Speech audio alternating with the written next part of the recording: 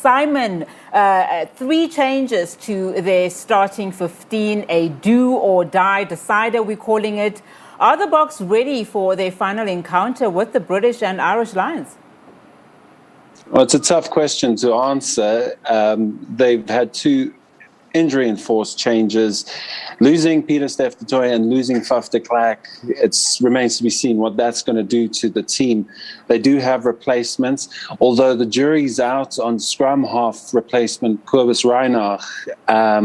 Many thinking maybe Herschel Jantjies should have got the nod, given that he was sitting on the bench as the replacement scrum half for the other 2 tests. So he's still on the bench for this one, but Reinarch jumping the queue might affect the team dynamic just a little bit.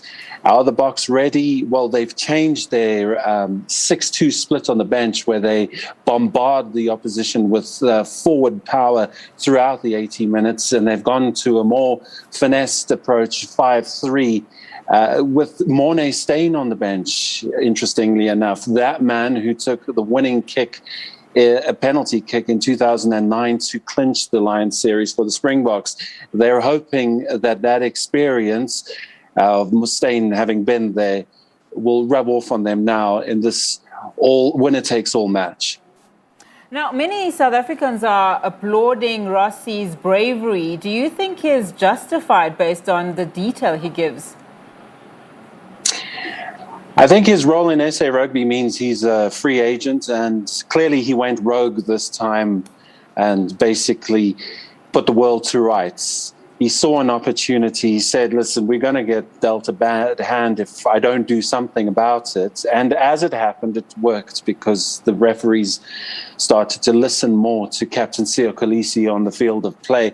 We saw that in the second test. And even though the Lions resorted to biting and to putting their knees on the throats of some of our players and other dastardly tactics, our guys kept their heads and they got the rub of the green, and they also got the referee's sympathies at the key times. So in that respect, it worked. And in terms of his free agency role in the SA Rugby organization, he's kind of said, well, I'll take a bullet for the team. I'll be the one who steps in front of the firing line should need be. And that's what's happened. So World Rugby obviously now nose is out of joint, and they said, well, we're going to now have to investigate. You've given us no other option but to do that.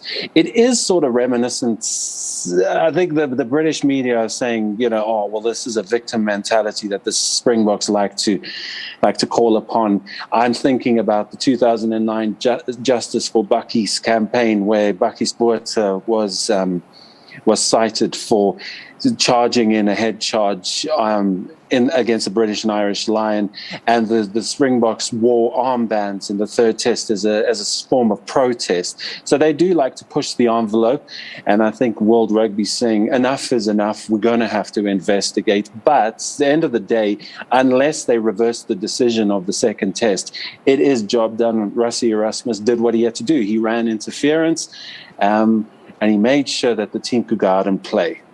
Now, I want us to stick with Rassie. Was he an easy target? I mean, both teams criticized the selection, and it's only Rassie who is charged. I think he likes it that way. He's prepared to shoulder everything and to take on all the pressure. I think he's kind of a renaissance man in that respect, is that he's got a bigger view of the game than most. And he's now put himself as the director of rugby with Jacques Nienaber, his best friend for life, as the Springbok coach. And he said, well, now I can manipulate things to how I see they should be. And I don't think he's woefully out of line, but I think for the British media and the British patrons, it's a travesty.